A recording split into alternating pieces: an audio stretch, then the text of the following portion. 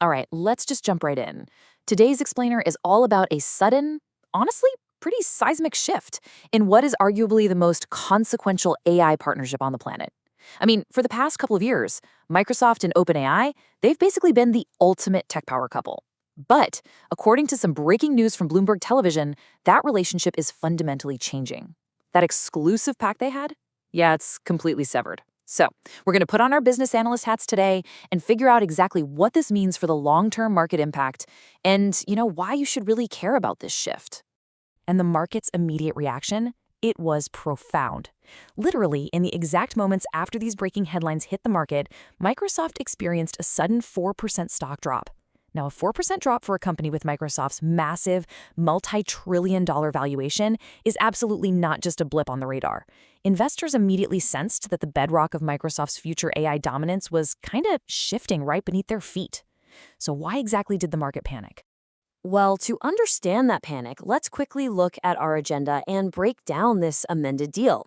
We're going to hit 1, the end of exclusivity, 2, changing financial obligations, 3, shifting cloud infrastructure power, 4, a more competitive AI market, and finally, 5, assessing long-term sustainability. Okay, Section 1, the end of exclusivity and transitioning to the open market. So Microsoft and OpenAI have officially severed their exclusive pact. Basically, OpenAI's license is now entirely non-exclusive. That means sole access is completely removed. Up until now, Microsoft had this highly unique, incredibly privileged relationship with OpenAI's models. Well, that privilege is gone. The creator, OpenAI, can now grant the exact same rights to multiple different parties. This timeline really lays it out. 2023 was the exclusive era. Present day, that marks the non-exclusive amendment. But, and this is a really vital detail to note, Microsoft does retain access to OpenAI's underlying technology all the way through 2032. So Microsoft isn't losing access to the tech itself. Actually, scratch that. They're just losing their monopoly over it. Moving on to Section 2, changing financial obligations and the revenue versus rent shift. Okay, the easiest way to think about this newly amended relationship is like an open market lease. On the one hand, Microsoft is phasing out paying a share of the revenue it generates from integrated AI technology. It used to be that if Microsoft made a buck from a product with OpenAI tech inside, they shared that revenue with OpenAI. That stops. On the flip side, OpenAI continues paying Microsoft. Why? Because OpenAI is essentially paying rent for ongoing access to Microsoft's Azure compute infrastructure. The crucial takeaway here is that OpenAI has to keep paying its biggest investor because of specific operational obligations that were actually codified back in October of last year. I mean, we all know AI models require just a staggering amount of computing power, right? And Microsoft's Azure provides that power. So even though the revenue sharing is being phased out, those massive computing bills from last October's agreement, yeah, those are absolutely still due. All right, Section 3. Shifting cloud infrastructure power and exploring rival clouds.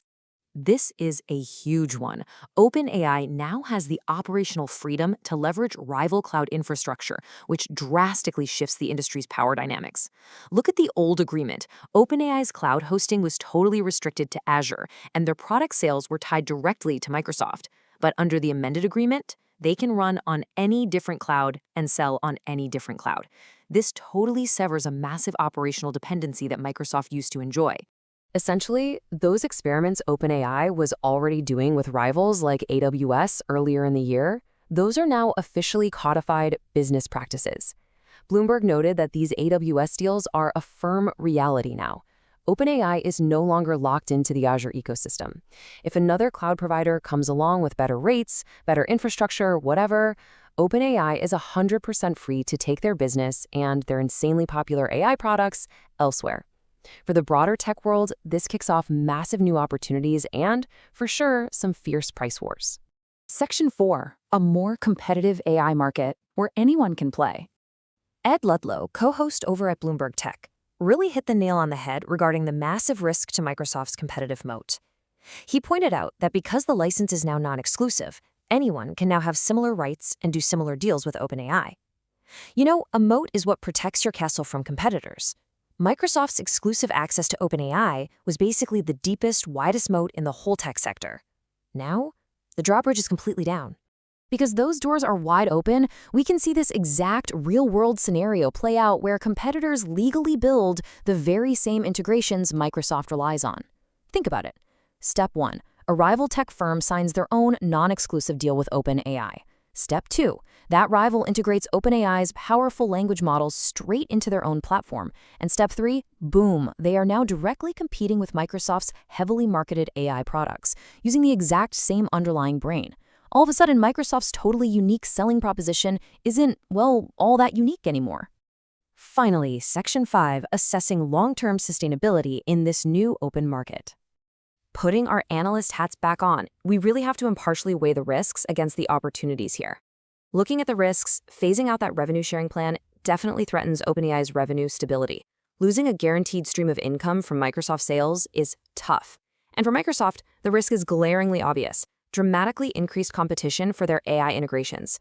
But look at the opportunities.